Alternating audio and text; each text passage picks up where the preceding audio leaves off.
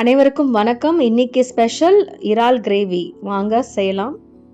நான் இது காமிக்கிறது உங்களுக்கு ரொம்ப சிம்பிளஸ்ட் வெர்ஷன். ஒரு நல்ல சூடான பேனில் கொஞ்சம் எண்ணெய் ஊற்றி வெங்காயம் கருவேப்பிலை ஆட் பண்ணிக்கோங்க.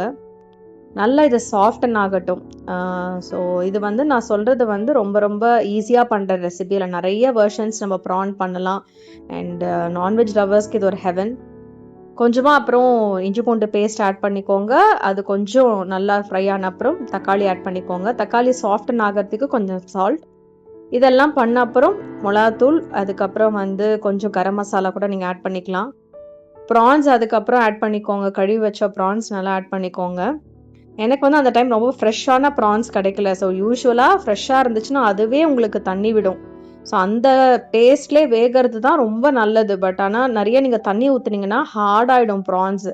ஸோ சட்டுன்னு வெந்துடும் ப்ரான்ஸ். அதனால அன்னிக்கானா எனக்கு ரொம்ப ஹார்டாக இருந்துச்சு. ஸோ அது ரெஃப்ரிஜரேட் பண்ண மாதிரியே இருந்துச்சு. ஸோ அதனால் என்ன பண்ணிவிட்டேன், கொஞ்சம் வாட்டர் ஆட் பண்ணேன் அந்த கிரேவி கன்சிஸ்டன்சி வரதுக்காக.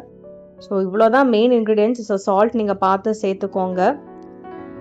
கொஞ்சம் நல்லா சிம்மில் வச்சு பண்ணும் போது ஒரு கிரேவி பதத்துக்கு வரும்போது கொஞ்சமாக மிளகுத்தூள் தூவிட்டு அதுக்கப்புறம் நல்லா ஃபைனாக சாப் பண்ண கொத்தமல்லி.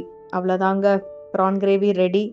யூஸ்வலாக ப்ரான் கிரேவி திரும்ப ஒரு நான்வெஜ் குழம்போடு அப்படி சாப்பிடாம கிள்ளி போட்ட சாம்பார், இந்த மாதிரி ஒரு ரசம் இதோடு சேர்த்து சாப்பிடும் போது ஹெவன்லியாக இருக்கும். கண்டிப்பாக ட்ரை பண்ணி பாருங்கள். இன்னும் அடுத்த வெர்ஷன்ஸோடு உங்களை நான் சந்திக்கிறேன். பாய்.